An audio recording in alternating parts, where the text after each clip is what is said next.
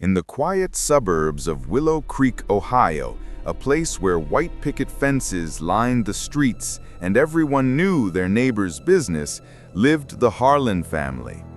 Tom Harlan was a hard-working accountant, his wife Sarah a school teacher, and their two kids, Emily, 12, and Jack, 10, were the picture of Midwestern innocence.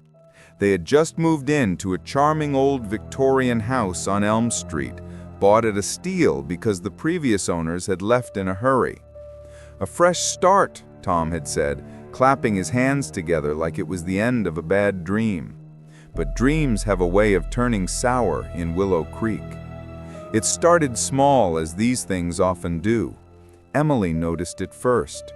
She was in her room upstairs, unpacking boxes of dolls and books, when she heard the whispering. At first, she thought it was the wind rustling through the ancient oak tree outside her window, but the whispers weren't words, at least not at first. They were like static on an old radio, faint and insistent, coming from the closet in the corner. "Mom, there's something weird in my room," Emily said that night at dinner, poking at her mashed potatoes. Sarah laughed it off. "It's just the house settling, honey. Old places creak and groan like grandparents." Tom nodded, his fork midway to his mouth. "Yeah, or maybe it's the neighbor's TV. We'll check the insulation tomorrow." But that night, as the family slept, the whispers grew bolder. Jack woke up screaming, his small body drenched in sweat. "It said my name," he cried, clinging to Sarah. "The voice in the walls, it knows me."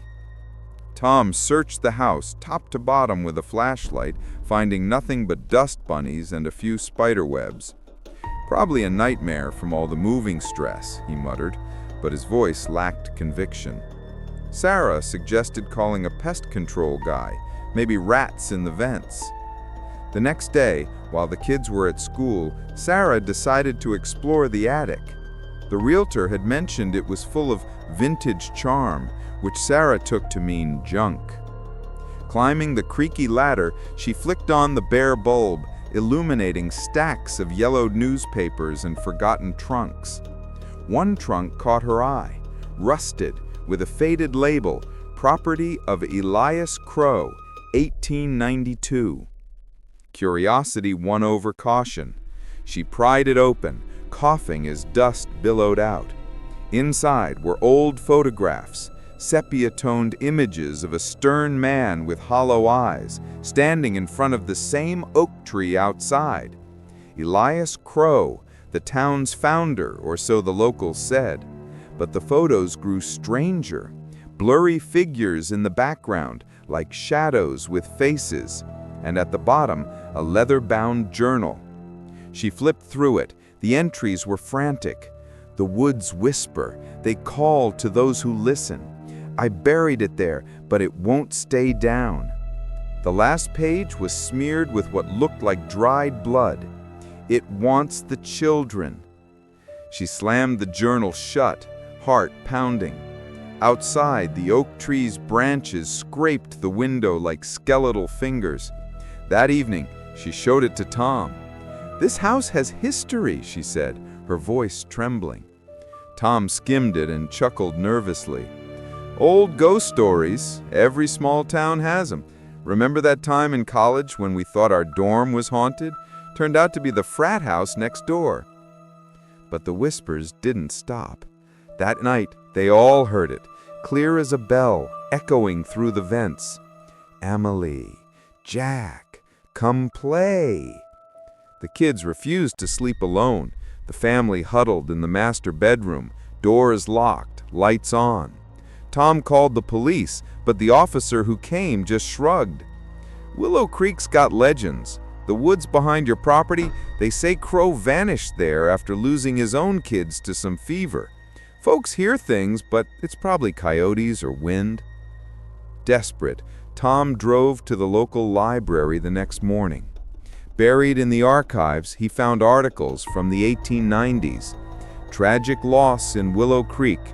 Crow's children perish in the woods." And later, "Crow claims spirits lure the innocent." The man had gone mad, digging holes in the forest, burying cursed relics to silence the voices. But he disappeared one stormy night, his body never found. Back home, Sarah was in the kitchen when Emily screamed from upstairs. Rushing up, she found her daughter staring at the closet door, which was ajar. "It pulled me," she whispered, showing red marks on her arm like claw scratches. "That was enough. We're leaving," Tom declared, packing bags furiously. But as dusk fell, the whispers turned to wails, agonized cries that shook the windows. The power flickered out, plunging the house into darkness. Flashlights in hand, the family bolted for the door, but it wouldn't budge. The oak tree outside thrashed wildly, though there was no wind. "Into the basement," Sarah yelled, herding the kids down the stairs. But the basement door slammed shut behind them, trapping Tom outside. He pounded on it, screaming their names, while inside, the whispers coalesced into a voice, deep, gravelly, like roots grinding through the soil. "Elias wants his children back. Yours will do." In the dim glow of a phone flashlight, Sarah saw it. Shadows peeling from the walls, forming shapes, small, twisted figures with glowing eyes. Emily and Jack froze, transfixed as the shadows reached out. Upstairs, Tom grabbed a crowbar from the garage and smashed the basement door open. He charged down, swinging wildly at the air. "Get away from my family!" The shadows recoiled, screeching, and for a moment, silence fell. But then the ground trembled. From the backyard, through the open door, they heard it, the woods calling, branches cracking like bones. They fled the house that night, piling into the car and speeding away from Willow Creek. The rearview mirror showed the oak tree twisting unnaturally, as if waving goodbye. The Harlans never returned. The house sits empty now, whispers waiting for the next family foolish enough to listen. And in the woods of Willow Creek, if you wander too far, you might hear them too, soft, inviting, calling your name.